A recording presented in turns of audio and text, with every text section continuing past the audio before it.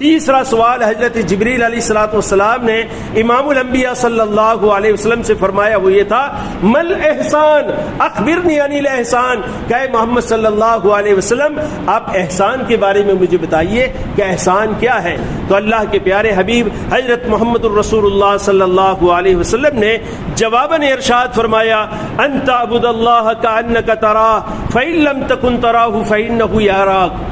کہ تو اللہ کی عبادت اس طرح کرے کہ تو اللہ کو دیکھ رہا ہے، اللہ کے سامنے کھڑا ہے، اس طرح تو اللہ کی عبادت کرے۔ اور اگر اس مرتبے کو تو نہیں پہنچ سکتا، یہ کیفیت تیرے اندر پیدا نہیں ہو سکتی، تو کم سے کم یہ چیز تیرے اندر ہونی چاہیے کہ اللہ تجھے دیکھ رہا ہے، اتنی بات تو تیرے اندر ہونی چاہیے۔ اور یہ عبادت کے احسان کا آخری درجہ ہے۔ اعلیٰ درجہ یہ ہے کہ آدمی یہ تصور کرے اور اس بات کا احساس اسے ہو کہ وہ خود اللہ کے سامنے کھڑا ہے اور اللہ کو دیکھ رہا ہے۔ اور اگر یہ نہیں ہے تو کم سے کم آخری درجہ یہ ہے کہ بھئی کم سے کم اللہ مجھے دیکھ رہا ہے۔ علماء فرماتے ہیں اس کا مطلب یہ ہے کہ اگر یہ کیفیت آدمی محنت کر کے پیدا کرتا ہے تو اس سے عبادات میں استحضار پیدا ہوگا۔ اور حضرت علامہ نووی رحمۃ اللہ علیہ نے اس حدیث کو اس باب میں، یہ باب المراقبہ ہے، باب المراقبہ میں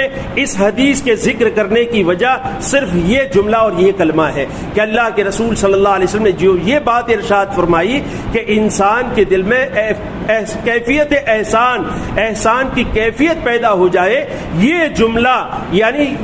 اس حدیث کو یہاں لانے کی وجہ ہے۔ اور یہ علماء فرماتے ہیں کہ بھئی یہ بات اس لیے ہے کہ اگر انسان یہ کیفیت اپنے اندر پیدا کرتا ہے تو عبادات میں استحضار پیدا ہوتا ہے۔ اور یہاں صرف اس سے مراد صرف عبادات یا نماز نہیں ہے، بلکہ مومن کی مکمل زندگی ہے۔ مومن کا اٹھنا بیٹھنا، مومن کا چلنا پھرنا، مومن کا کھانا پینا، مومن کا کاروبار کرنا، تجارت کرنا، ہر چیز مومن کی معاشرت، اس کے معاملات، اپنے بیوی بچوں کے ساتھ رہنا، رشتہ داروں کے ساتھ رہنا، معاشرے میں اور سماج میں اس کا رہنا، یہ ساری چیزیں عبادات میں داخل ہیں اگر وہ اللہ کے حکموں کے مطابق اور امام الانبیاء سید الکونین محمد عربی صلی اللہ علیہ وسلم کے طریقوں کے مطابق ان چیزوں کو بجا لاتا ہے۔ اور اگر یہ کیفیت اس کے اندر پیدا ہو گئی کہ پہلے نمبر کی چیز اللہ کے سامنے وہ کھڑا ہے اور اللہ کو دیکھ رہا ہے، یا آخری نمبر کی چیز کہ اللہ مجھے دیکھ رہا ہے، تو پھر ان تمام چیزوں میں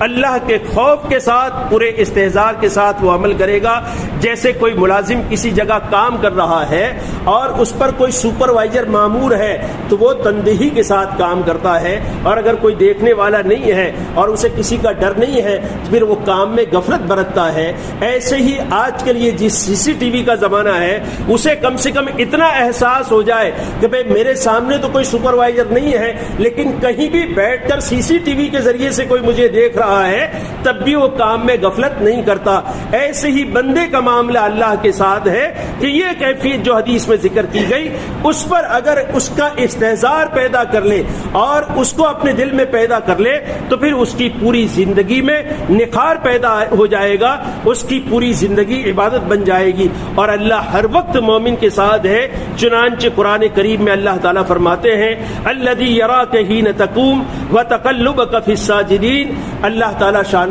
تمہارے اٹھنے کو دیکھتے ہیں اور تمہاری اٹھنے بیٹھنے کو، یعنی تمہارے سجدہ کرنے کو اور رکوع کرنے کو اور تمہاری حرکات سے اللہ تعالیٰ واقف ہے۔